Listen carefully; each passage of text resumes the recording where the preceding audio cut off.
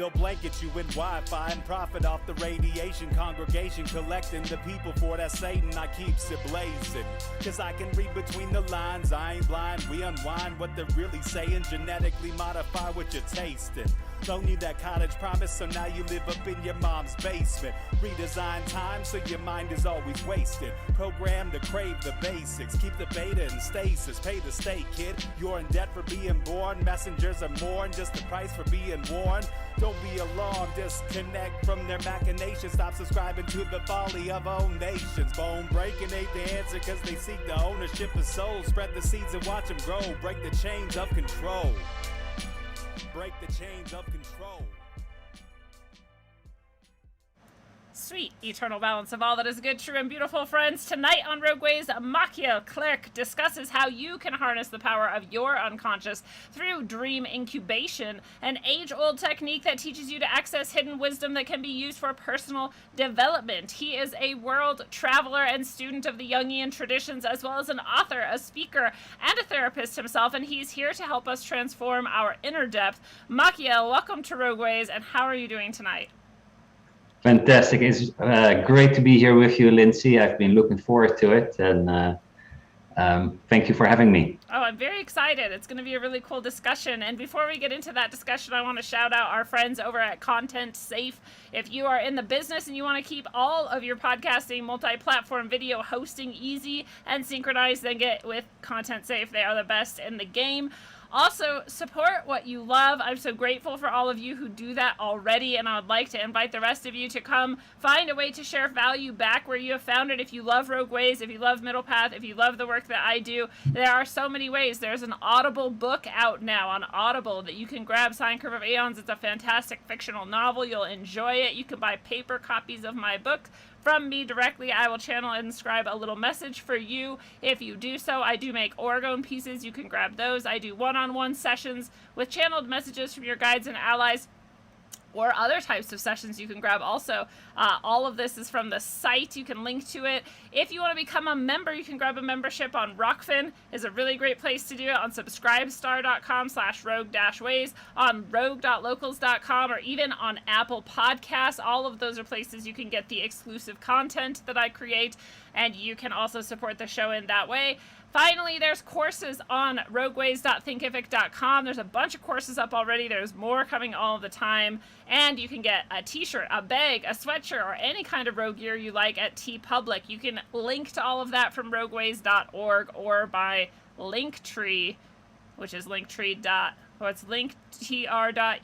is Linktree, I think, /Lindsay Sharman. So all of that is easy to find and connect with. I'm so grateful for each and every one of you. Thank you for all of you who are in the chat already saying hello, and those who haven't said hello yet as well. And finally, back to you, Machiel, with the pointless question of the episode. What? I should have told you this before I went on that whole spiel so you could think more deeply about it, but don't feel too much put on the spot. You could tell us whatever you want. What is your favorite symbol, or a symbol that you love, and why? Oh, that's a great question. Well, I'll just go with what emerges for me, and that is the yin-yang symbol. Ooh. And very early on in my own journey, it played an important role. And I don't know if you want me to expand a little bit on it. I'd love that, yeah. So to delve right away in it, and my father died when I was 10. And my culture and my family and anything else, the school, no one really knew how to deal well with grief. And so this is of course a great art, to be able to be sad and grieving. And I couldn't do that, but in my early 20s, I stumbled upon the works of Carl Jung that opened me up to a world behind the world, the unconscious. And one day I was pondering about death. And at that moment, death was for me just black. I had no sense that there might be another world, or that there might be a life after death. I was, of course, speculating and hoping, but it was really black. And in this kind of daydream, it really manifested as a black screen in front of me. And then in the middle, a little white dot appeared, and it took over the whole screen. And I was like, oh my gosh, death is not only black, but death is also white. And then I did sit with that for a while. And then several weeks later, I was again sitting on the couch in my room, and out of the blue, two squares presented themselves, a black one and a white one. And I was astonished by it. And I looked at it, and then they had two handles at the side, and those handles with invisible hands moved over each other and started to form the yin yang symbol. And I thought, oh, death is and life are one, and they're just different sides of life. So that is the symbol that presented itself while being with you. So I thought I go with it and share that story. How beautiful. And that's really indicative of this collective unconscious as well, that you're like creating this for yourself, even though this is in many ways at least, a pretty universal symbol, but you hadn't encountered it yet. No, not that. I had, of course, seen the yin yang symbol somewhere, but this was a real spontaneous manifestation in which the deep psyche used this symbol to communicate something to me, and I was deeply grateful for that the psyche does that, and that was also the start and the beginning of the notion that there's something inside ourselves, outside ourselves, that is willing to support and help us on the journey through life. And then there are all these ways that we can connect with it. And I know you have your ways, and there's meditation and yoga, and I know you're also into dreams, and dreams have become a big part of my journey in connecting to that supportive source. Yeah, how cool. It's really, interesting to think too that were you already into sort of Jungian and psychotherapy or psychology at that point that this was happening to you, or was that sort of just a natural thing that you were doing?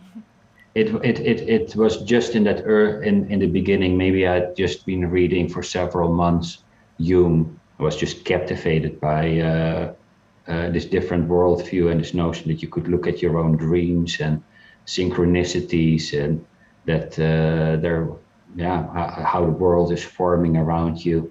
So this was very, very early on, months into my breaking open out of the old painful situation. Yeah, I'm always wondering, what it is that creates these sorts of things in people, these aspects of people, or draws this out of people. And, because some people would be sitting here going like, I've never had something like that happen, where I'm just sitting there and this just comes to me and I just understand something more deeply because I'm reflecting on it or whatever.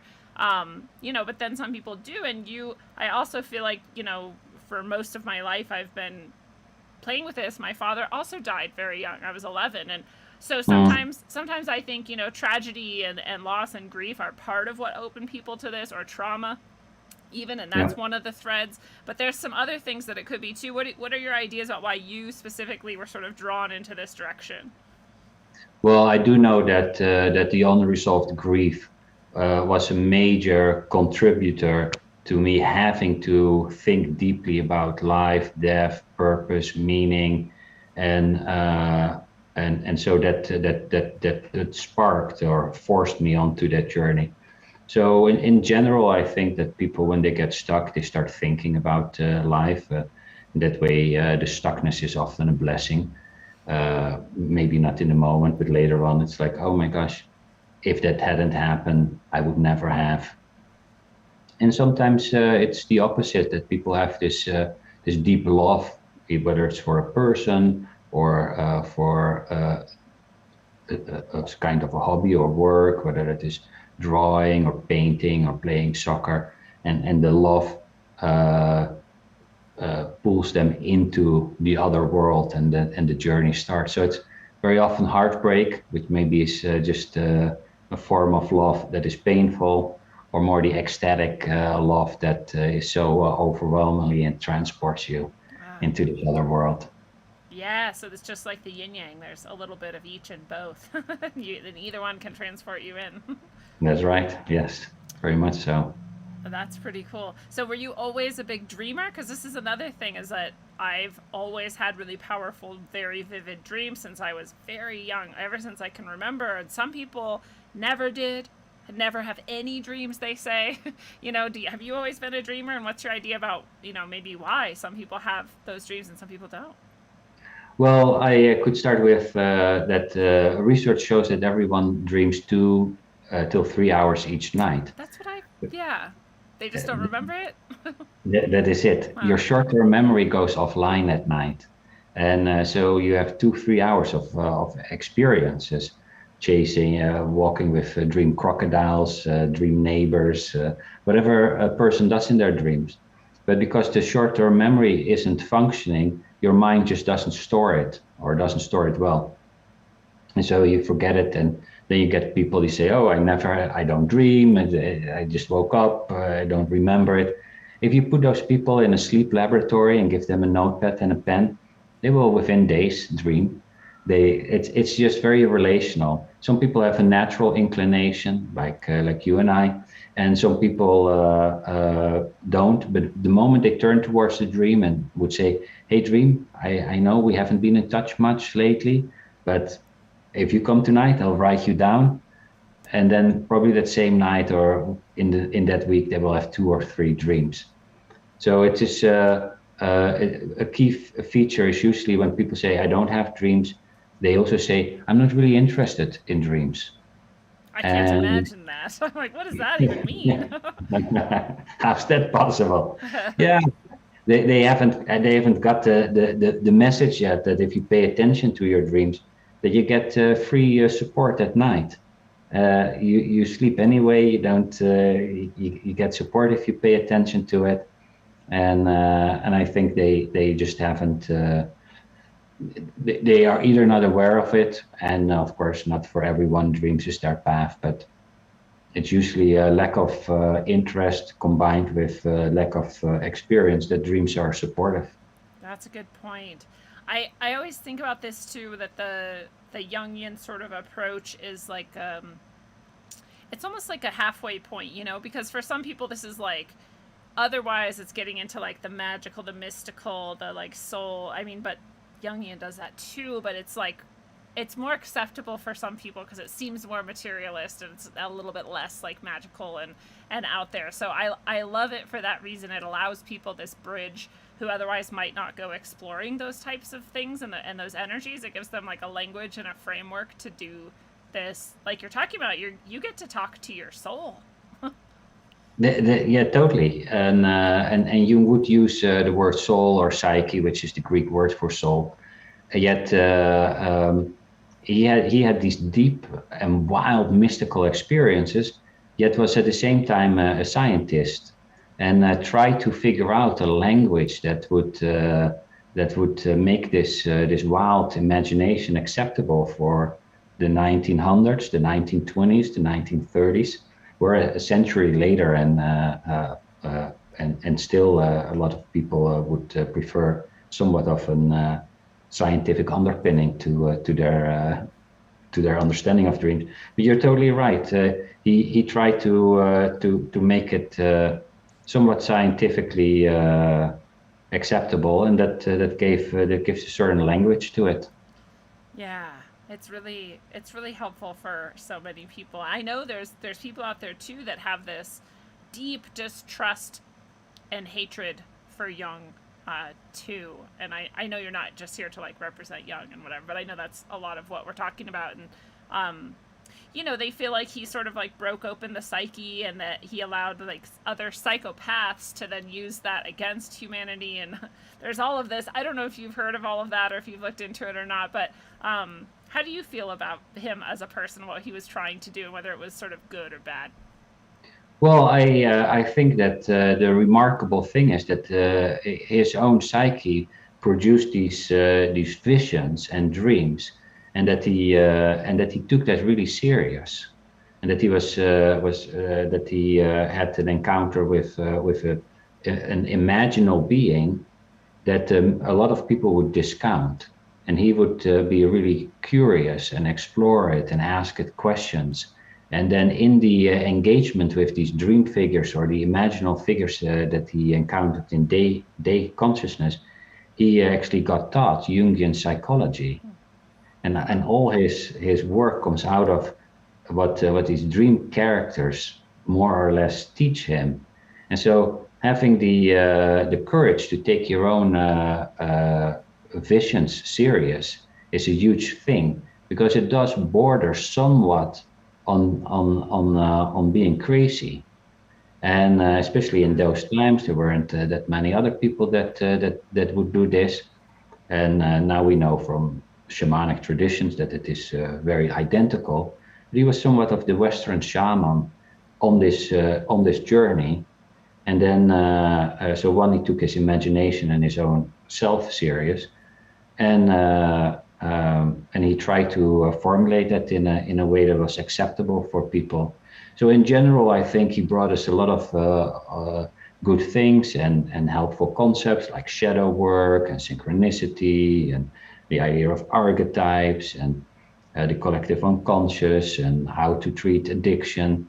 And of course, as a person, he had his own shadows and flaws and shortcomings, and some of his work needs to be seen in that time of the early 1900s, where ideas about male and female are outdated to what we luckily believe this day. Yeah, well said. When you're describing that, the way he was interacting with aspects of his psyche and these imaginal beings, and which I would just call like entities or allies or guides, but they're the same exact thing. This description was reminding me of that sort of Greek, almost Socratic like methodology, where you would imagine a conversation even between you and your teacher, or you and your students, or some other teacher and their students, and you would be filling this in, and it would be helping you understand things more deeply. And it's a very similar process, right? It's very similar, and so his technique is rooted in other people that have done similar things, and he just did it in his time and somewhat on his own accord. Yeah, with very different outcomes that have changed the world. I haven't heard of his ideas about treating addiction. Yeah, well, in early 1900s, addiction was considered a deadly disease, and in general, people thought it was untreatable. And so he had this patient, Roland H., who was an American who traveled to Zurich, where Jung lived in somewhere around 1920s, and said to Jung, "I'm an addict. I cannot stop. Please help me." So the person went into analysis, and after a year, he was somewhat he had stopped drinking, and so he thought he was cured. He went back to the United States, and within weeks he fell off the bandwagon and started drinking again. So Roland H. steps back in the boat or the plane. He goes to Jung again and says, "Jung, I'm drinking again. Please cure me." And Jung says, "There's actually nothing I can do for you. But here are some things that, some steps that if you put yourself in these situations, possibly a conversion experience can happen." And so he wrote out a suggestion and steps of how you can do that, and Roland H. did that and got cured. He went again back to the U.S., met Bill W., and shared with Bill W. the steps that Jung had suggested on how to treat addiction. And so several of Jung's basic concepts on how to connect with a higher power, the shadow work and the steps, how you have to surrender to something larger than yourself, have become part of AA. So Bill W. at the end of his life credited Jung for his tremendous contribution to the recipe on how to cure an addiction, and mainly also the notion that you drink spirits as a way to get an experience to be in a spiritual realm. And if you have a real spiritual experience, that will cure your spiritual thirst on, say, lower level. and only if you have this, it will really cure this. And that basic notion is fundamental to AA, and has helped luckily millions and millions of people to stop drinking and being an addict. Yeah. Oh, that's so cool.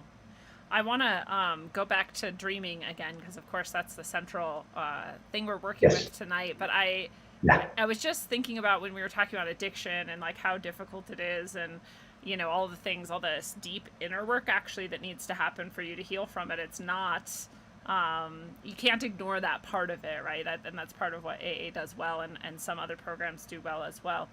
But during that, a lot of people, I guess I just am familiar with a lot of people in my own experience with addiction who used drugs or alcohol to escape things like dreams, because the dreams were especially reminding them of times that were really, really difficult, which they were also trying to forget and not think Yes. about, not re-experience all of the time. So, dreams can be these like nightmares and can actually really trouble people. And what do you say to that?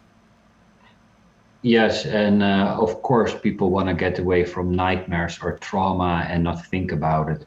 And I've done that same thing. When my dad died, I couldn't think and be even close to it. And so that in itself created trauma for me. Yeah. And so understandable to want to run away. Yet what therapy really is a way of engaging with the problem and working through. Therapy also means caring for the soul, but also working through an issue. So even with a nightmare, the monster that comes is very often a monster that if we could turn towards it and even engage with it in some form, maybe people can draw monster when they wake up, and instead of saying, gosh, monster, you're really scary and I want to run away, yet do you have anything to tell me? And then sit somewhere else and have monster write back what monster wants to say. And that gives illuminating conversations. And then very often monster says things as I'm a discarded part of you, or actually like in fairy tales where Jung looked at with these archetypal motives, you have Beauty and the Beast. And the beast is ugly and she wants the beast to go away. But the beast is the one with the golden voice. And the moment she connects with the beast, the golden voice comes in. Or the little frog that is despised, but yet that's the one who knows where the golden ball is, the symbol of the deep self. And so these parts of us, the frog, the ugly frog, the scary beast that we want to repress, are actually the parts that we want to integrate and connect to and find a way to live with. And then life will change. You get a change of consciousness. And in the same way with traumatic experiences that we had, we try to push them away, but in small doses we want to work with it so that the images get cracked open, and the imagination starts flowing again. And of course, it's very difficult and takes time, but it's really the way to either solve the nightmare or engage with the trauma. Yeah, it has to be done. I'm always fascinated. So you approach this through dream work, and I do it through sort of shamanic type work, and my psychotherapist did it through Jungian psychotherapy with me. And there's all sorts of different ways to sort of confront this and do this work, but they all center around that same tenet that there is nothing about you that you can throw away. You cannot disconnect from yourself. That will only cause trauma, disease, heartache, negative things. Only. And there's no other choice. You have to reconnect to all of it, actually. Yes. And there's an old African story. I was born in South Africa, and so I went back and worked with the indigenous healers to learn their technique and how to heal, how they work with healing.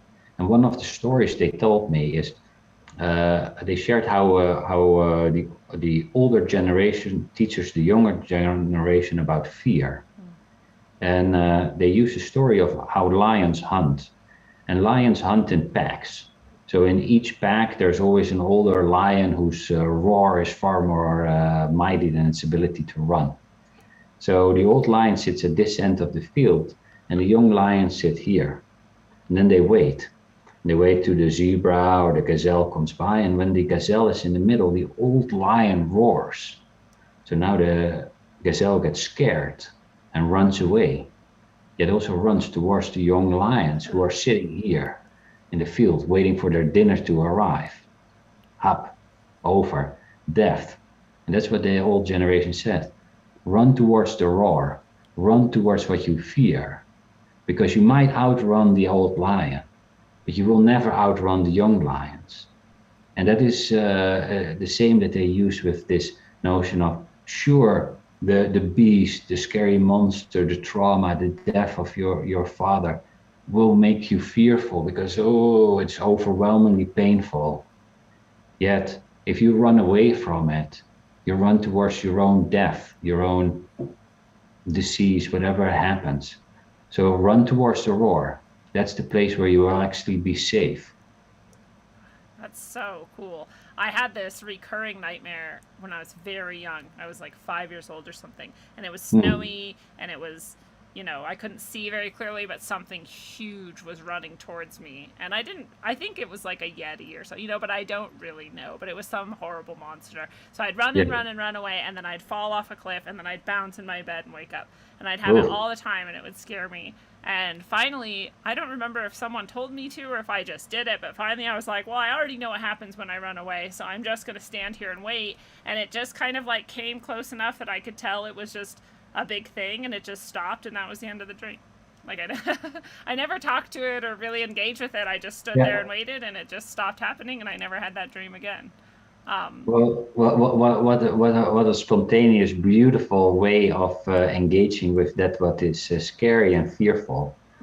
And a lot of people report that nightmares are one of the ways that they get lucid. So you have a somewhat lucid moment that, oh, I already know how this ends. Oh, wait, if I know this, it's always the same. Let me try it. At the end, oh gosh, now I'll try something different. And then you turn towards it. And the strange thing is that we turn towards it, and it comes close, it does something. Sometimes it talks, sometimes it doesn't, and it gets resolved. Because your dream clearly shows it was resolved, otherwise it would continue to happen. Yeah. So just this notion that turning towards a problem might be enough to resolve it, or it is the great first step. So it's also not all that we need to be this big wizard and know all the right things. Turning towards problems is sometimes enough. Yeah, and now it's just a habit. If I have any sort of distressing thing come up in a dream, I'm just like, okay, well, what do I need to do to make this stop? Or I even have the teaching dreams. Any teachers out there will relate to this. Going back in September or whenever you go back to school after your break is like very sort of stressful. Even if it's a good stress, you're just like, it's overwhelming to get ready for it and all of this. So you start having the teaching dreams, and you always show up and you don't have the curriculum ready, or the kids are crazy, or whatever's going on, and it's so stressful. I still have those even after I have not taught for years.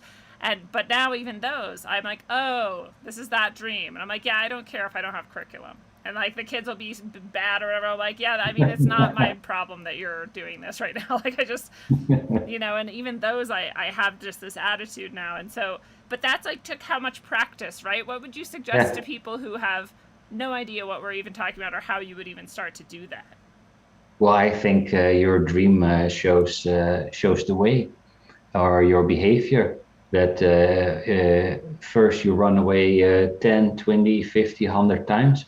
And at a certain moment you figure out, running away doesn't solve the issue. Because if it had, would have been fantastic. So if you notice that a problem keeps on repeating and that you have a tendency to run, start working on what it would take to muster up the courage to confront fear. It's not about not having fear. It's about being able to turn towards the monster. And with this underpinning, like what you share of your dream, that hopefully gives other people courage. Like, oh, okay, If that works for her, maybe it works for me.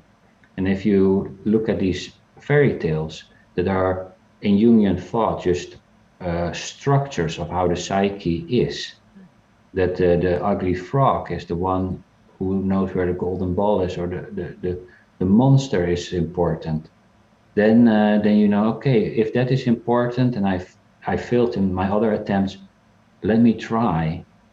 And then hopefully people try and they see it works, and it gives them confidence, and then they do it the next time again, and maybe over time it even becomes a habit, like, oh, okay, let me face it. Yes. No matter what it is. So in your conscious life, you would say to yourself, I'm going to do this. The next time I have this dream, I'm going to do this. You imagine yourself doing it in that moment, and it'll just start to shift for you. Yes, that's great to configure your brain to engage that way. I love that. That's perfect. Well, how would we get guidance from our dreams? Not Well, our nightmares, but just our dreams. yes, yes. Well, I do think that dreams very often spontaneously provide guidance. It's our own soul wants to become itself, just like the rose seed wants to become a rose and the acorn wants to become an oak. The human soul wants to become itself. And so dreams pre-configure the direction we're heading in. It's sometimes a psychological X-ray that we can see, oh, this plays out, but also the direction we could move in. And so dreams are by nature supportive.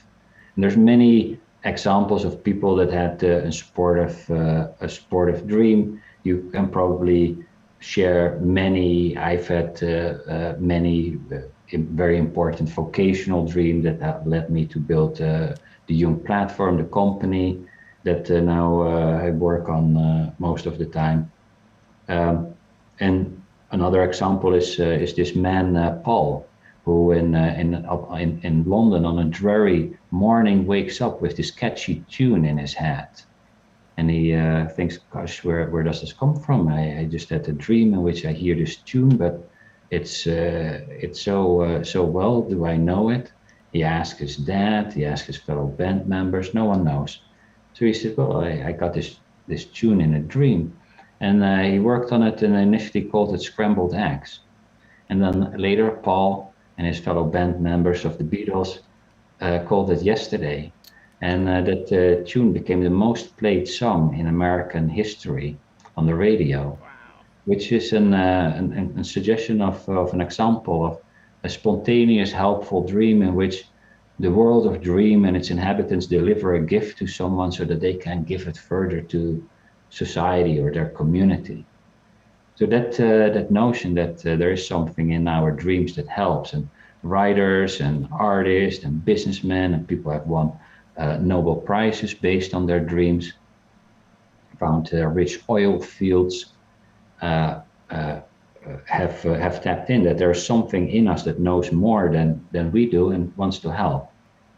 And when you say how can dreams help, well, they help spontaneously. However, we don't need to wait for the dream to spontaneously come to us. We can, just like with the monster, we can turn towards the kind side of our dream and say, we need help. And then you ask your dream a question before you go to bed in order to get a helpful response for any question that's relevant to your life path. And that is dream incubation.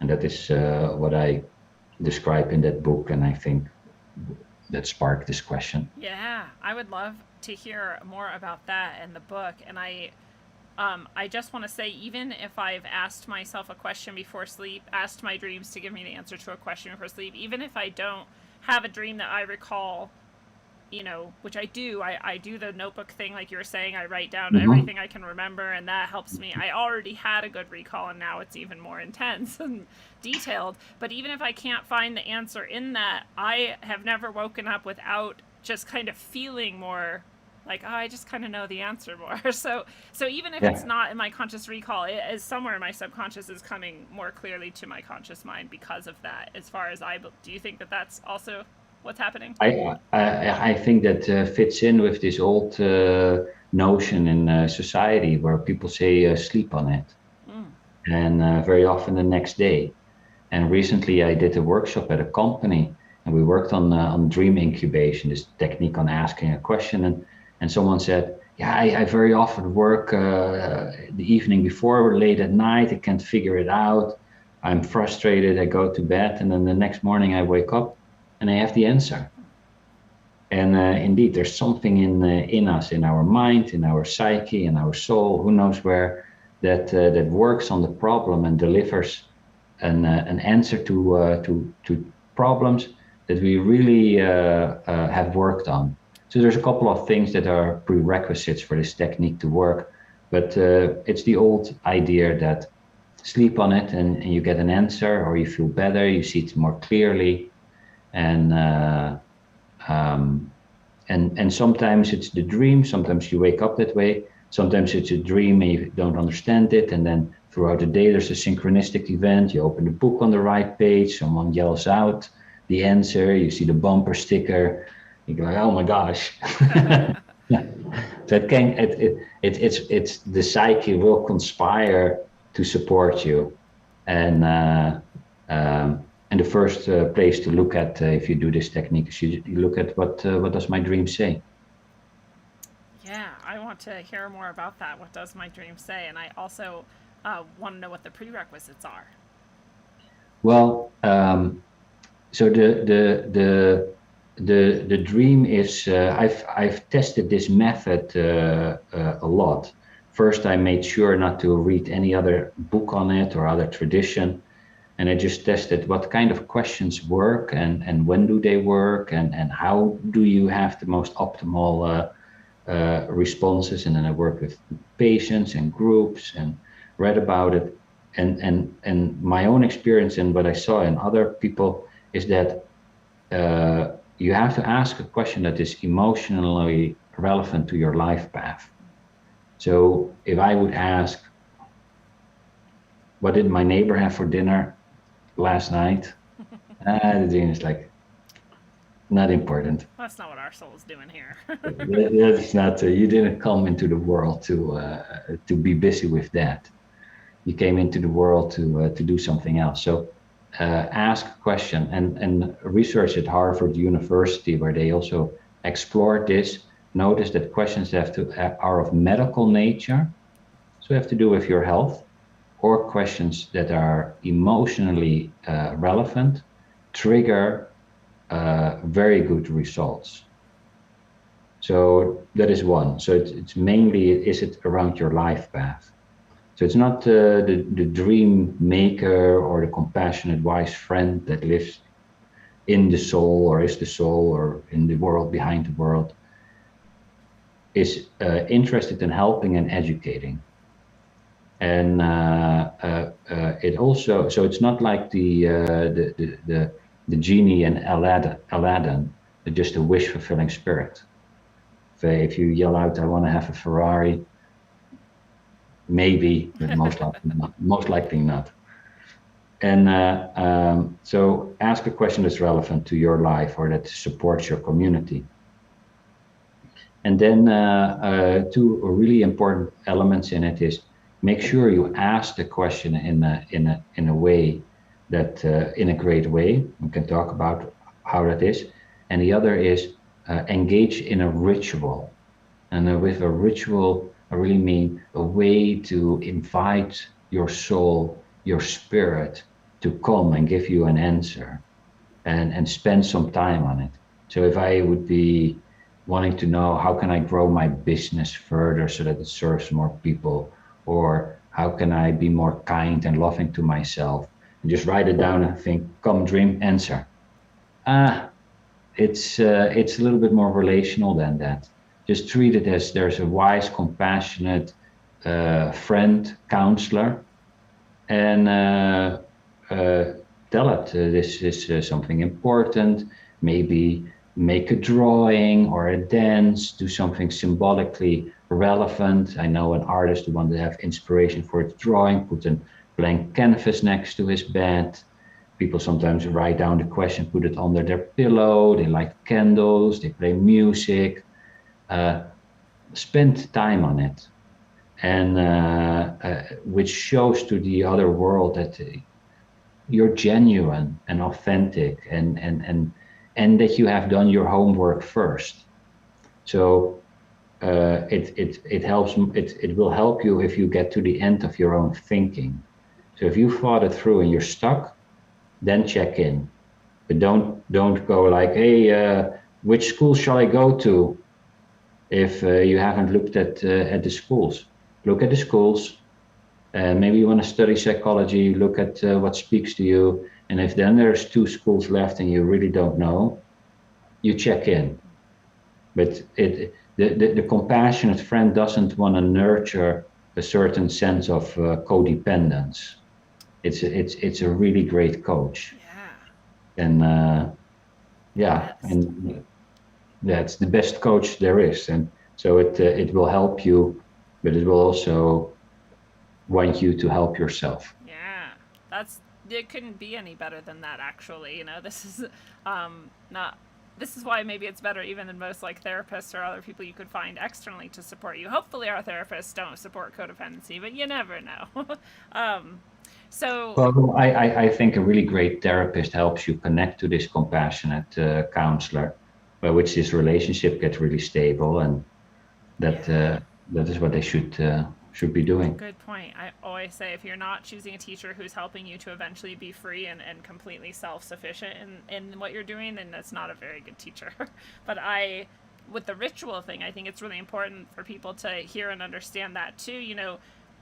And the way you described it is perfect, because you're like, some people do this, there's all sorts of ways. So the ritual itself is not actually what's important. The ritual itself is what's important, but it's not which ritual, it's just what is your ritual. And then you're putting that time into it, because I stress this as well. And I have a really dear friend, Robert Lindsay, if he's listening, or Robert Lindsay Milne. He is a powerful psychic, and he has this, you know, stick or wand that he sort of holds while he's doing his reading, and he says, oh, this thing isn't actually like important, right? But it's part of what I use to focus myself and to tell myself, okay, now we're doing this, and this is, you know, now we're going into this mode, and it's so whatever it is you choose, whatever it is you're doing, whatever background you got it from, whatever sort of historic tradition, it doesn't matter, but just like do that thing that works for you, and then keep doing that thing. Right? And that thing will become important because you're infusing it with that energy over and over again. That is so true. And one of the things you actually do, your expectation factor increases. So you think you've done it, it works. You do it again, it works. Now you start expecting that it works. And expectation is one of the reality creating principles. You can see it in lucid dreams, how expectation co-creates reality. It's also one of the features of placebo. And placebo is, of course, a phenomenon that how healing occurs. It's not the innate substance of the sham surgery that creates it. So what does create it? Well, multiple things, but part of it is expectation. If I expect it to work, the chance that it will work. And if it has worked, I kind of start knowing it works. And now my expectation becomes really dense, because I know this works, so I expect it to work. And if you have something like that, if I would have a stone that triggers every time a great dream, it starts working that way. So that's an interesting point you point out for people. If they did a ritual that worked and they had an element in it that they felt particularly strong about it, keep using that, because the moment that starts enforcing the expectation, actually your dream, and that is will give you better results. But that is also what that ritual partly does. Is if I put a lot of time in it, my expectation goes up, my belief goes up, my intention strengthens, and I put pressure on a situation, and pressure is the first step to have something come into reality. And you know it, if you're very pressured with anxiety, you start living in an anxious world. You start seeing an anxiety. If you're pressured with a lot of love, the world becomes loving. If you pressure, so the ritual creates the pressure. And if you make the pressure really strong, the chance that you have a helpful dream increases significant. Oh, I love that. That's a very good description. It's very effective as well. The expectation is so important. And, I write, my longtime listeners and fans know this, but I write the ending of every show before I know for sure what we're going to talk about or how it's going to go. And I always wonder why, and everyone can just keep that in mind, the expectation thing, when we get to that point. But yeah, the power of that is so intense. I know this placebo, one of my favorite placebo stories is this woman had stage 4 cancer, and she goes into her radiation, and all the time she's doing this radiation, and within a few months, like, oh, it cleared up, like, good job, you're in remission. And then they find out, oh, that machine wasn't working this whole time. So she just, but the belief that it would, that expectation, like, I know I'm going to heal myself with this. Well, then you do. Yeah. No, it's fantastic. And those, but that is actually that woman went through a ritual. And the ritual was go to the doctor, and there's the man or woman with the white coat, and they know how it works, and this has worked before. So your mind start expecting that it works because it knows it can work, and you create this whole ritual around it that enforces the expectation. Some other features as well, but the expectation gets so strong that people can be cured from stage 4 cancer. That's crazy. It's fantastic. Yeah, and the opposite too, like you said, if you have this anxiety and these other things going into it, like you can create disease and you can create negative things as well. You're always creating, actually. Yeah, you're always creating. That's called the nocebo, and it's the negative effect of this creating power that our soul has. In the old days, in the Greek tradition, people would go to the temple of Asclepius to dream. And in a certain way, that whole procedure was one big placebo, because you would go to the temple, would go through rituals, cleansing, purification, having certain foods, talking to the priest, singing, sleeping in a specific place, and then being visited by the god Asclepius or the dream that would cure people from really serious diseases, and it would work. Just like this woman got cured probably because of the ritual that she went through unwittingly, and the temple of Asclepius was another variation where people had just institutionalized a placebo ritual. But placebo, we very often think placebo is fake, but placebo works. It just doesn't work of the sham surgery, but placebos work. Yeah, this is what I keep encountering recently is, I have this, for example, this hydrogen gas creating machine, and I'm breathing this hydrogen gas, and it's done amazing things for me. And some people are saying, oh, cool, I want one, or da da da. Other people are like, well, that's just a placebo. And I'm like, who cares? Who cares? It's healing my body. Like, I'm happy with it. Let it be a placebo then. Good. Yeah, exactly. Why would you want to stop that? And then I wonder, well, why would you need to point it out? And because you want to destroy it so that I no longer receive healing from it? Like, that's an interesting motivation. Yeah, that's a bit probably an unwittingly dark element. Yeah. So we'll let those go. So you're talking about the question again. You said, to ask good questions is really important. What are some of the ways we can ask good questions of our dreams? Well, it's not unlike people that probably listen to this or watch this have worked with the tarot or the I Ching or some divination system in which you ask one question at a time. So you ask, how do I find a partner? And not how do I find a partner and grow my business and become healthy? One question at a time.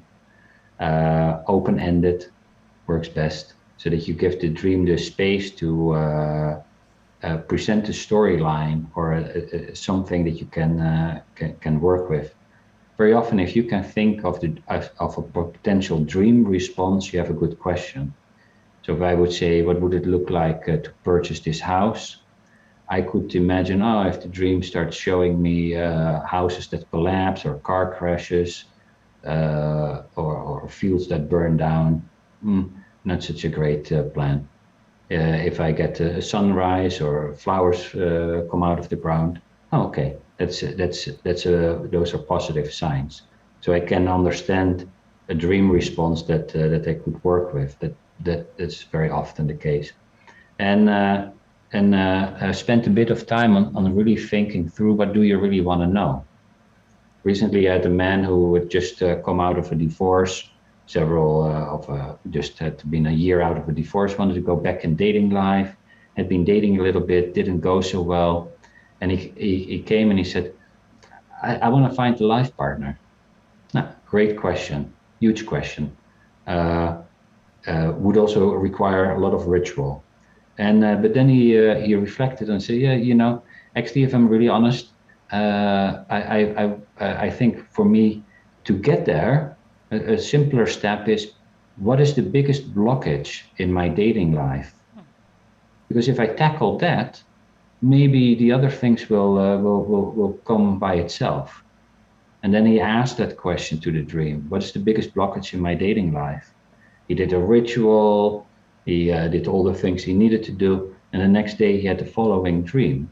He had a dream in which he's driving in his car in a tunnel.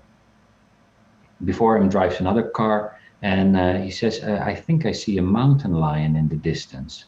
When I get closer, I notice it's a tiger. I get really scared. And when I get scared, I back up and back out. That's the dream. So you mightn't have the intuitive sense, but he reflected on it and he thought, gosh, when I'm first of all, I'm in a tunnel, that's a particular place, but when I meet something that I find beautiful and scary, a tiger, my response is, I'm out. And he was like, I know those places in my life. And so then he can work on, instead of running towards the roar of the lion, he can run towards the tiger. Yes. and that would help him. But that is so. I spend a lot of time on helping people get to the right question, and it's really the right question combined with ritual is what makes this effective. That is such a, I'll say simple, but not always easy for everyone. But such a simple equation there. And, asking questions is a greater skill than we realize. And this was something I focused on through most of my teaching career, too, is just helping students develop better question asking abilities. Because if you have that and you know how to read, you're good for the rest of your life. But if you can't think of questions to ask or know how to formulate them or even know what an open-ended question is, because I get that in tarot sometimes too. People are like, well, when should I move to blank? And I'm like, well, let's open this up a little bit more, because it's not a yes, no, and it's not a number spitting machine. We've got to give it that room to allow us to reflect on multiple angles of this overall sort of pattern. So it's very good advice. Yeah, I love this sense that you mentioned of that you help students create their own question, and I think it's so essential. Because if you ask in mythologies and fairy tales, you see that very often the whole transformation of consciousness, the lifting of the spell, the hero solving the puzzle and solving the whole hero's journey hinges on asking the right questions. And asking the right question brings a person in a different state of consciousness, and we can grow that way. And so if we ask ourselves great questions, not like why am I not losing weight? Your mind will say some unflattering things usually. Yeah. And even that is like, how can I lose weight? Well, your mind will also start coming up with suggestions. So asking great questions to yourself, whether it's to the dream, you ask yourself or in intimate relationships, teaching, cornerstone. I think if you can help people teach them to ask themselves great questions, you might teach them the most fundamental thing they can learn in life. Yeah, that's why I focused so much on it. And it was funny because a lot of teachers fought it, and a lot of people thought I was just, an asshole wasting time. And I was like, no, I think this is pretty foundational, actually. And those students actually had higher test scores and other things too. So we have some evidence that it's a really important skill for all of us to practice. And anybody out there can practice it too. Not even with your dreams necessarily, but especially with your dreams. But you can also practice just asking questions. Or to your partner, that deepens intimacy. Ask a question that you really want to know. Yes, I love that. Of yourself, of others, of the world, of the internet, of anything you want, you can ask these questions. I want to ask you too about dream symbols, because we have all of these things. And I was young, I would get frustrated sometimes because we had these, dream symbol books, and I would look up things, and sometimes I'd be like, yeah, that's really, and other times I'm like, that's not, I don't even know what they're talking about, right? And so I find it helpful sometimes. I even have this book of symbols that I really love because it gives you sort of the overview of all these different cultures and the history of that symbol. There's all these different views of it. It's a very fun book. But in reality, I always am saying to people like, well, what did you think when you saw that thing? What did you feel when you saw it? Because I could tell you my interpretation of it, but that's not going to be as good as what yours is, right? Isn't it very subjective? Yes, there's a highly subjective quality to it, and that's why these especially these regular dream symbol books don't work. No. Your mind co-creates with the larger mind, or the larger awareness, your dreams, or your soul and the larger soul co-create the dream. And so you have what is called in Buddhism, Tibetan Buddhism, a thought form.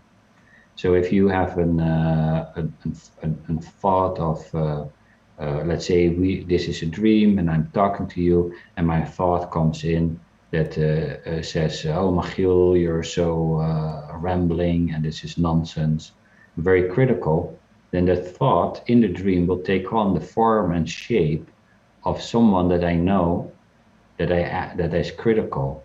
So maybe it's my former boss who was always criticizing me. So that once my former boss will walk in the room, and then people will say, oh, that's weird. No, it's not weird. It's your mind presenting the feeling and the experience of criticalness in the form of shape of something that is subjective to you, your former boss. And that is why the dream interpretation works that way, by which you ask, well, what now you have here John. What do you associate to John? Oh, John is a critical, and so, oh, okay, criticalness. So criticalness has entered the room, right? And so that is also what Jung would call the personal unconscious. And then you have the larger mind that also uses some figures that have more universal meaning. Even that is specific. You could dream about an old. You're walking through the forest. You meet this old woman that gives you advice, and then you can look up. Oh, this old wise woman comes back in all these traditions and more or less has the same function of helping and guiding, and there's the benign witch or the wise woman that is there. And that is probably where that beautiful book that you have takes these more collective symbols and shows, oh, in these cultures. And very often the larger soul has a tendency to produce somewhat similar figures of wise old men and women in movies or in stories, and that you can look at, oh, okay, this is a symbol that has often that kind of meaning. That's what Jung would, Jung's technique, in Jung's technique, that is called amplification. You look at cultural, historical figures that expand on your personal dream character, because you always want to stay also with, okay, but my personal old wise woman did look this way, and she said this to me, and this is this being I met, I don't turn into a concept. It's just that the background concept gives more insight of, oh, this is a witch that is benign, and I can listen to her, and I should fall if she tells me to go somewhere. I should probably do that. Yeah, that's always fascinating to me too. That dreams have this ability to be precognitive, and we see it over and over again. And all people have this capacity. Yeah. And it always it always begs the question, like, is it all pre-written? Is it all preordained? Like, or how do we sort of, understand these things? I know, and it also touches on this symbolism idea and how, there's some collective and there's some subjective, and it can be reflected in all these ways. I know when 9/11 happened, my sister had a dream the night before of a cabin in the woods, and of some men trying to get in the front door, holding knives.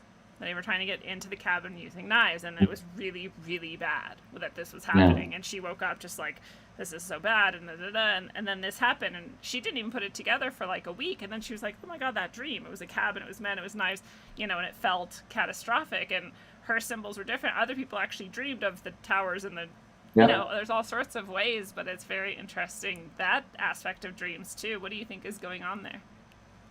Well, what it looks like is, but this is maybe what people can test for themselves. I did tests with people in groups on, can they predict what the headline is of the New York Times in 2 weeks?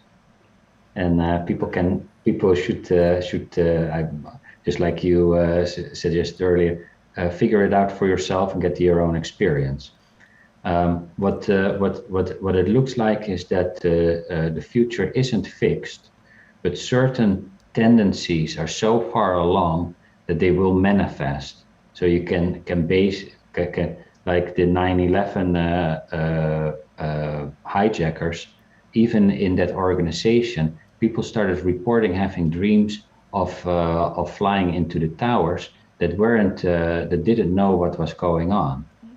And so if people are so far in the preparations and they are ready to go the next day, the dream can pretty accurately predict that what is going to happen. It's still something might interfere, but it's a prediction on the here and now, what will happen soon. And like I can now predict that you will close with an ending about that has expectation in it. Yeah. And that's not so much because it's written that way. Well, it is written that way, but it's not fixed. But it is extremely likely to happen unless you start changing your mind. And the same with dreams. And so somehow dreams seem to know what happens in other countries, and they can sometimes very accurately predict when someone is dying, just because that process has already started, or that Uncle Joe comes by tomorrow, or that there's this letter in the news in the mailbox. So dreams know these things, and that we know, and that we know for sure. And what I think is, besides asking how come the dreams know this and why do they know it, is we know they know, and we can build a relationship with this knowing, because it not only knows that, but it also knows what we need, what will be good for us, how we can grow. And asking your dreams for guidance, or asking this guiding center to support you, is what will really help your life significant.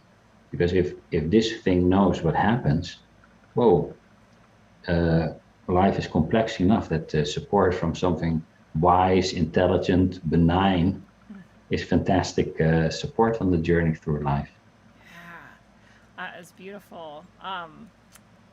And really, I mean, I hope everyone is feeling as well supported from this conversation as I'm feeling having this conversation. I already knew, that I was supported by this process and this aspect of myself and my psyche, but hearing about it and delving into it more deeply just makes me feel even better, and I hope everybody feels that way too. I do want to talk about spirit guides specifically, before we start running out of time. And so what do you think those spirit guides, I know we talked about, these imaginal sort of beings and these little different aspects of ourself, and do you think that's what they are? Do you think they have their own sort of life and their own psyche? I totally think that and believe that.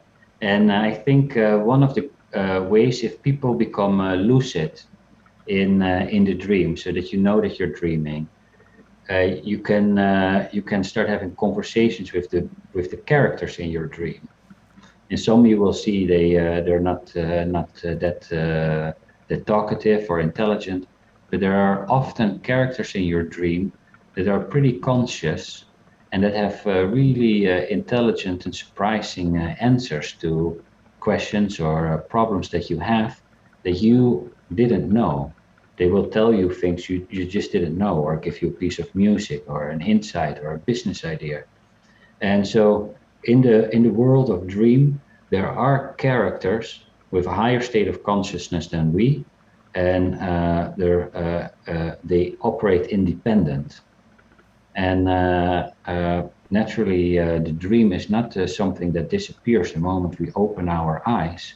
It's actually a state of consciousness or a world that continues to coexist next to this world. So whether you want to have more neuroscientific worldview, where these states of consciousness stream next to each other, or the indigenous idea that you have this world and the other world that are interconnected. And in the other world, there are what we call spirit guides, what the old Greeks called the daimon, not to be confused with demons in later Christianity, but the daimon was this being that was allocated to us at birth. And its goal was to support us and help us and guide us through life and keep us at our task. And I think a lot of people that probably listen have also noticed that in the other world, there are ancestors, the deceased loved ones, and that they operate on their own and have a consciousness of their own and a will of their own. And so you have the daimon in the Greek tradition. In the Roman tradition, it was called the genius. And the genius was a spirit that the word comes from the old African word genie, which means the spirit that was already there. So you would come into the world with a genius, a spirit that came with you, and it was also your talent. And important of that is we have a genius, but we are not a genius. And the goal was, how can I open myself up so that my genius can flow through me? And the African tradition calls it the divine twin. We tend to call it the spirit guide. Everyone around the world has some inclination that there are some helpers in the other world on standby, sometimes stepping in spontaneous, sometimes stepping in because we ask it, and we can relate to them. And of course, I have a tendency to do that through dream work, but there are many ways to relate to it. You can have conversations in this reality to it. People among you who can talk to spirit guides and give messages to people. The psychics of the world just have a higher affinity or ability to relate to them. But we all have one or multiple spirit guides, genie, daimons, divine twins that walk with us and that are there to support us. But they also shake us up when we go in the wrong direction. So it's not only a lovey-dovey character. It will smack you around the ears if you're heading the wrong direction, or will give you anxiety, or you will feel depressed. Because sometimes the depression is not a disorder that needs to be cut away or medicated, but the depression indicates, hey, you're on the wrong path. The job you go to is not your place. So we're going to make you depressed so that we slow you down. Or you're in a relationship that's not your relationship and you're depressed. Well, if you're really depressed in a relationship, very big chance that is not your relationship anymore. Get out. So it takes away your energy so that you don't blindly continue to march into a direction you shouldn't go in. So the daimon or the spirit guide is also there to awaken you, keep you on your path, smack you around the ears if you're going really in dangerous territory. And that's my sense. But I'd love how do you see it? What do you have to add to that notion? Yeah, I really find it to be very similar, and I appreciate it so much that I get slapped around sometimes because I need to be sometimes shown. I tell people a lot, like I learned at some point that I just do what I'm told at this point because everything works out way better when I do that. And so and your description too of those states of consciousness that are just flowing next to each other, and that when you're getting more psychic or you're working with your shamanic skills or abilities or those types of things, what you're really doing is you're like dreaming while awake almost. And for me, this all started with dreams, and I started to meet my spirit guides in dreams.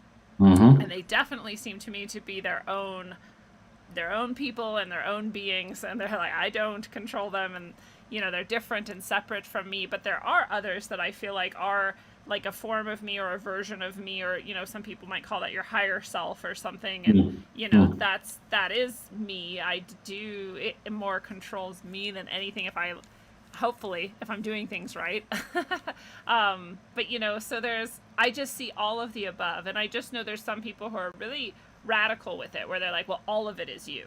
And I'm like, well, yeah, I mean, all of it is me anyways. Like if we're saying that tree out there is me and this computer is me at the highest level, but I'm individuated as Lindsay right now, and so it's not actually me in this life, and it's not helpful for me to think of it that way anyway. So I don't know what the point of that sort of really radical thing is, except for that initial realization. You do want to have that at some point, I guess, to say all of the universe is all of the universe, and I'm in the universe, so I'm all of the universe. Cool. Great realization. But here, now, I'm Lindsay, and this is the life I'm living, and that matters. And I am that thing, too. So I have that differentiation that I think is really important, It's really important, because otherwise you start absorbing intelligence and insights that in this reality aren't you. And I'm not my dog, and I'm not my couch, and I'm not the sun, and I'm not the tree. In this reality, I am this figure that, and in this figure is actually constituted out of a lot of other elements that aren't me. And that is also why these traditions, like the Romans, said you have a genius, because the moment you start thinking you are a genius, within no time, you become very unpleasant to your environment, and you become what Jung would call inflated. This ego consciousness that absorbing intelligence and state of consciousness that doesn't belong to it, and you start having ideas of grandiosity, which is very unpleasant for yourself and especially for others. Or you fly too close to the sun, like Icarus, because that's a mythological variation of thinking too highly about yourself. Yeah, this is another thing I really emphasize if I'm ever working with people who are trying to develop these things, or to become healers or open up that part of themselves more. Is that this isn't you. That's a really good way to say it, right? You have this, you have access to this, and it's not you, and it's not yours. But you are doing this, and you want to honor yourself for that. You don't want to like stay in some place of disempowerment, but you also have to keep that healthy humility about it, that it is something beyond you. It's really important. It's very hard to do sometimes, and it's good to reflect and ask yourself good questions so you can find if you're doing it or not. But I love this question that you said that I think all of us could probably start to use. Maybe it's too big, I don't know, you tell me what you think about all the people out there starting tonight with this dream incubation, asking yourself this question, creating this ritual for yourself around it, of how you're going to ask the question of your sleeping self, how can I open myself up so that my genius can flow through me? It's a pretty good question. It's a great question, and if that resonates for people, do it, because it will show you your dream will show a pattern or a storyline or an experience that you just can mimic. You can just do whatever your dream suggests, and then you will be able to open up more to this other, which is a bit, you have to be a little bit more vulnerable and open and sustain that you don't know. And then because something unknown will come in and that will lift you up and do something with you. Together with you, you will bring your gift into the world. And if that is something, then people write down the question, make a ritual, make sure that you have pen and paper next to your bed so that you can write down the dream. Especially if you don't think the dream is important, write it down because you will forget it. And often, sometimes it's very clear, the answer. And when it is not, it's just that the dream gives you insight that you hadn't had before. Because you thought about it, you didn't have it. Now it comes from an angle that shows just a different state of consciousness, a different way of thinking about the problem, and that will help you. So be radical. The dream will answer your question. If it's heartfelt, the dream will show up. Another question that I've seen that really does well is, what is one thing I can do to love myself more deeply? And then you just look at what does the dream show? What is the figure in the dream doing? And health questions work also very well. So if people ask, what is one type of food that would be good for me to eat? That question has amazingly high positive response rate. Wow. Oh, that's so powerful. I remember, a very different waking sort of version of this. I was having a meditative experience and some of my guides showed up. And so I asked them, I just say, what would you like me to think about or no? Very open-ended. Yeah. And I have sort of a doctor, a medical one. And she said, stop eating mushrooms. And it was really clear. I was like, oh, okay. Like I thought mushrooms were fantastic for you. Like, I don't know why I should, but I just did. And a little bit later, I started going to this acupuncturist, and he was like, by the way, with your, conditions and what's going on, you shouldn't be eating mushrooms. And I was like, I kind of knew that, but thanks.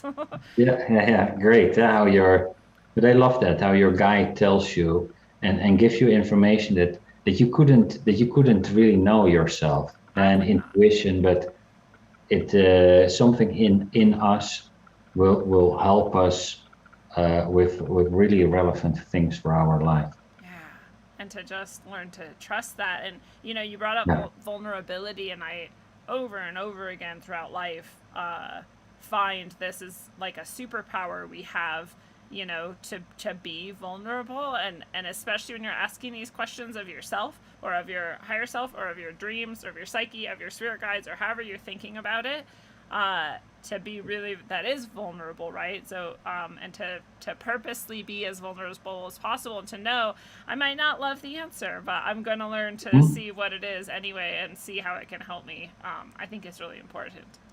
Yes.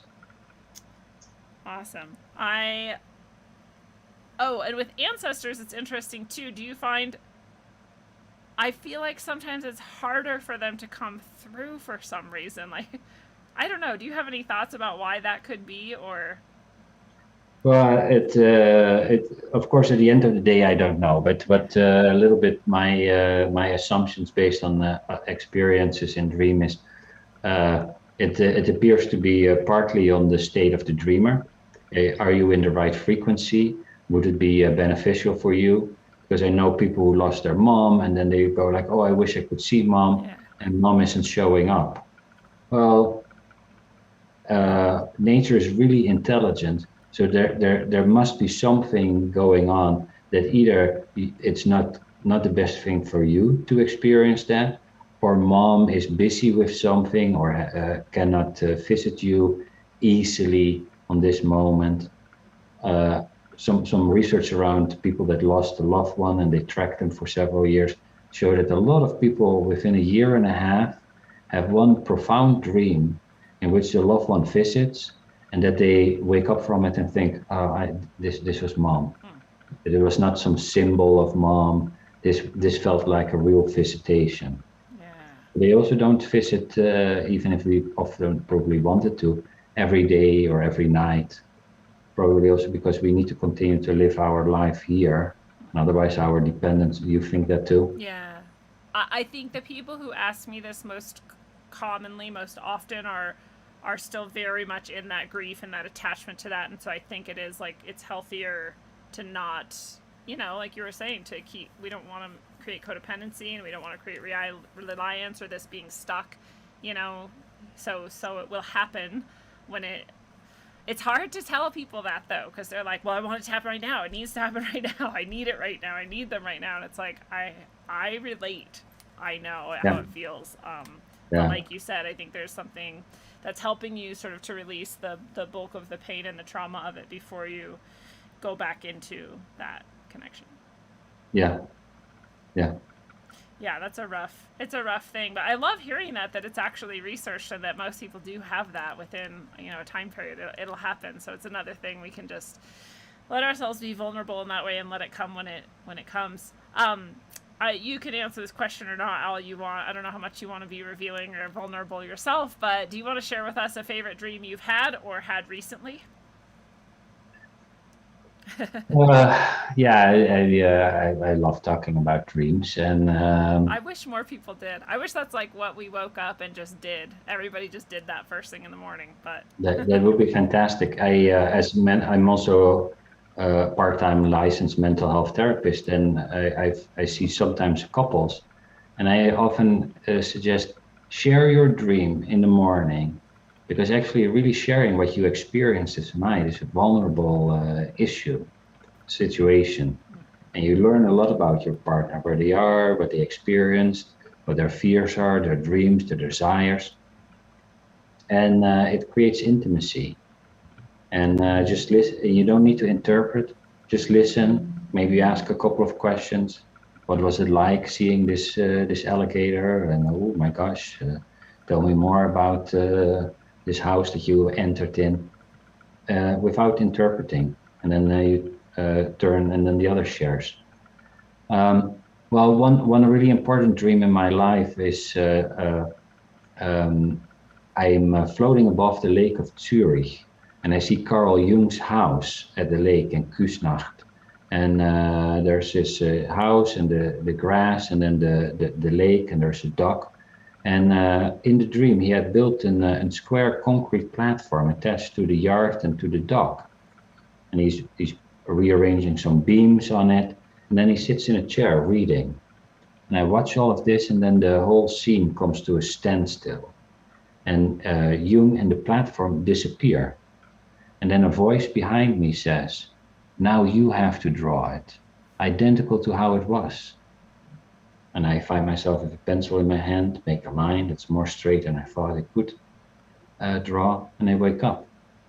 And I took that dream as a suggestion to build a platform for Jung that is built on top of Jung's yard. So it's not you go back to Jung, you build further on Jung's work, and Jung's work for our age. And like Jung, studied Eastern tradition and African shamanism and Rumi and Hinduism.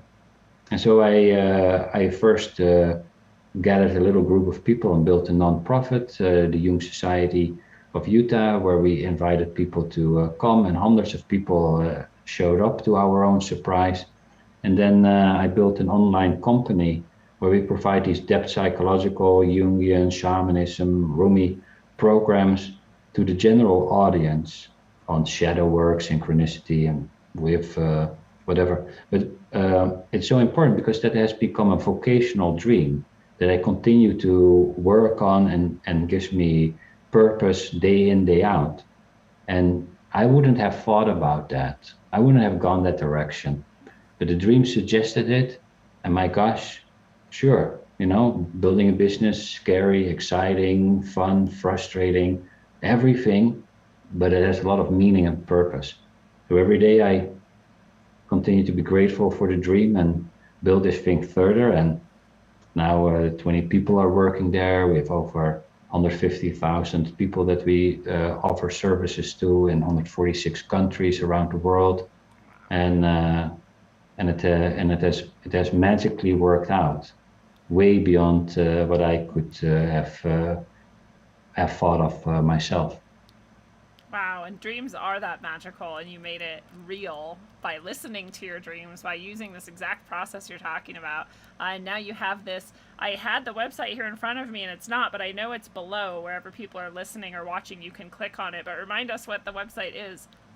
Young So Platform. there's two websites. One is the Jung platform I just talked briefly about. Is JUNG platform, platform.com. Jung platform, with great programs that for beginners, intermediate, on dreams, on Jungian psychology, etc. Lots of free content as well. And then people can also, through that route, or sometimes I say, just type in dream guidance, because that will go to the book that I wrote about this technique. It will also bring you to machielklerk.com, which is difficult, but it's MACHIELKLERK.com. And there you can find some more about me and the services I do on dream work and therapy and as a social entrepreneur and speaker. And those are the two ways for people to explore a little bit more. And that book, Dream Guidance, is a lot of what we've been talking about tonight, but I'm sure a lot more in depth and examples and guiding people through the process if they want to get more deeply into the things we've been talking about.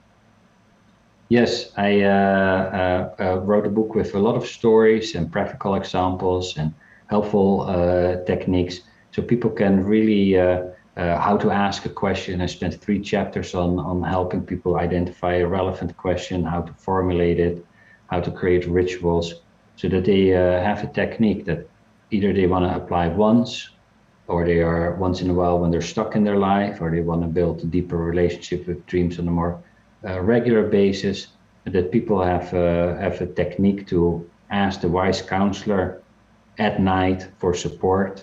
It's not a big book, it's 150 pages.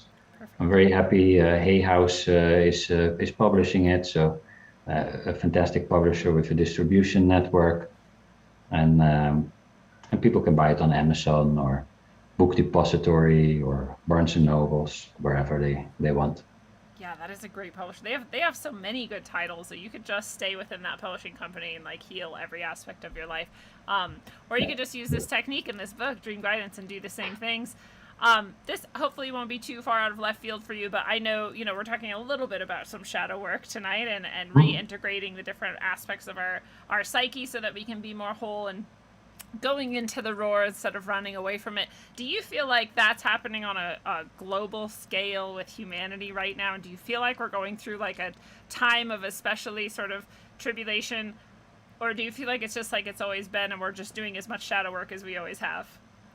Well, maybe it has always been this state, but due to the scale and our technology and our rapidly abusing the planet, we're in very turbulent times. And if you look at the predictions that Miami will be underwater, New York won't be there at the end of the century, thousands of species are dying every day. We treat the world as if it's one big gas station and pull the oil out of it. Horrible how we treat many animals. So I think our shadow is staring at us in a massive way, and we have to find some way to engage with it, because for sure we're in a transitional time, and the outcome isn't sure what it will be, but it can be very devastating. So I think especially the sheer impact of our activities on the whole world maybe make it even, and that we are all engaged in it, makes it more horrible than in 1500, where this country or that tribe was going rogue in the bad way. In a bad way. Not in a good way like we do. Yeah, we have a lot of collective shadow work to do. But it really, I always bring it back to the personal, and you can't heal the shadow of the world. You can only heal the shadow of yourself, which is why it's even more important for us to all use this dream guidance and other methods to do exactly that. Yeah. Well, And by healing yourself, you heal the world. You heal your own world and the world around you. There's no other way. there's no If you other try to heal it out there, you will still continue to project massively your shadow on the world, and it all starts here. Always. I know Always. my audience is like sick of hearing me say it, but it's so true, and I just feel like so many people misunderstand it, and they think that that's too simple or too easy, or that it's some sort of an abdication of our responsibility to the world. And I'm saying, no, that's your only responsibility to the world, actually. You just have the one, and it's just right here. Yeah, yeah. Yes, I hope everyone listens more and more to that sentiment. Well, Machiel, what are your final thoughts you want to leave people with? First of all, I want to thank you for the great engaged conversation and the questions you asked that really allowed for us to talk in an enjoyable, engaging way. And I want to encourage people to practice, to take this technique. Just try tonight, or a night that you also have, that you think you can dream, that you have some time, and ask yourself, how can I be more loving to myself? What's one type of food that would be good for me? The question that you suggested would be great, or anything that is close to your heart. So ask yourself, what would I really want to know? And then go with that. Create a ritual, test it for yourself, write down the dream, and be radical. Take the dream as a response to your answer. Puzzle on it. Because when you do that, it also shows a certain fidelity to the dream, and it will open up.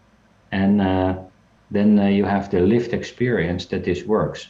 For sure, Harvard University suggests this, African shamanism, Hinduism, Islam, depth psychology, they all say, yes, this works. But where it really is build your own relationship, and needs to work for you. And don't worry, the psyche, the soul doesn't seem to bother if you make a mistake or you don't do it really right.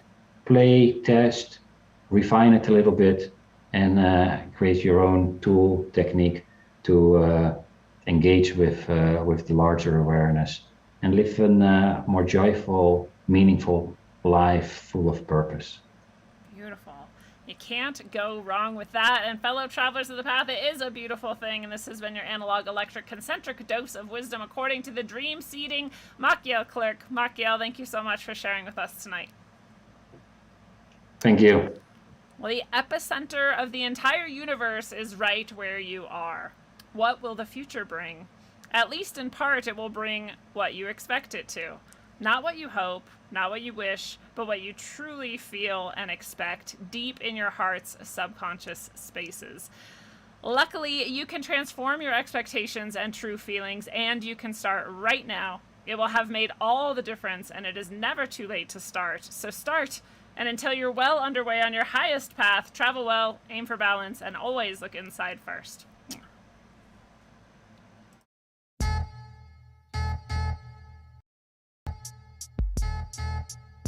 Yo, you're lying, he's lying, and she's lying. My man over there, he's lying. You know what? You're building up a bunch of lies, straight lies. You don't know Willie Brown, I don't believe you. You're gonna build a wall, I don't believe you. You smash corn pop, I don't believe you.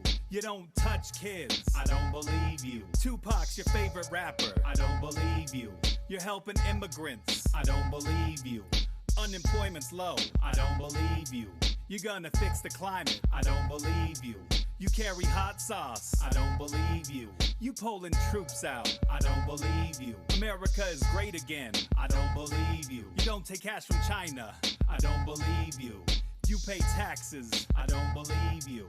You care about us, I don't believe you. There's a virus, I don't believe you. You need to wear a mask, I don't believe you. Here's a stimulus, I don't believe you.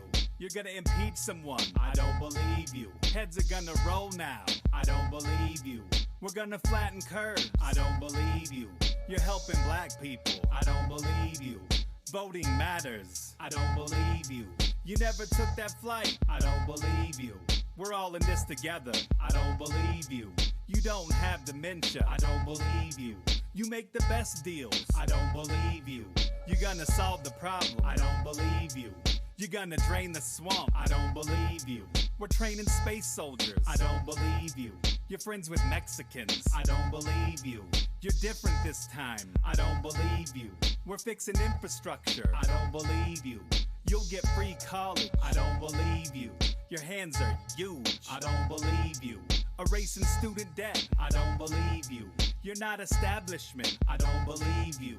You don't have Kuru. I don't believe you. You have nice friends. I don't believe you.